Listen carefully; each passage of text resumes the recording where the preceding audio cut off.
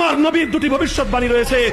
একটি ভবিষ্যৎবাণী হলো গজওয়াতুল হিন্দ হবে, হিন্দুস্তান জুড়ে একটা লড়াই হবে, গোটা ভারতবর্ষ জুড়ে এক লড়াই হবে, গোটা ভারতবর্ষ জুড়ে এক লড়াই হবে।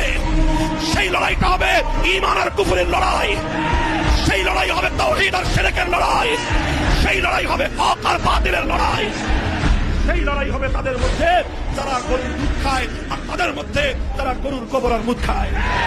হিন্দুস্তান জুড়ে হক আর বাতিলের লড়াই হবে। সেই লড়াইয়ে মুসলমানদের অংশগ্রহণ করবে, তারা হবে সর্বশ্রেষ্ঠ শহীদ। সেই লড়াইয়ে যারা শাহাদাত বরণ করবে তারা হবে সর্বশ্রেষ্ঠ শহীদ। ও দুনিয়ার মুসলমান, আল্লাহর নবীর হাদিসের আলোকে বোঝা যায় চূড়ান্ত লড়াইয়ে গজওয়াতুল হিন্দ যখন শুরু হবে, 80 কোটি মুসলমান, 150 কোটি মুসলমান যদি আল্লাহু আকবারের ধ্বনি নিয়ে, শাহজালালের তরবারি নিয়ে তারা যদি ময়দানে নেমে পড়ে, ভারতবর্ষ নয় সারা দুনিয়া জুড়ে কালেমার পতাকা উড়বার রাস্তা তৈরি হয়ে যাবে।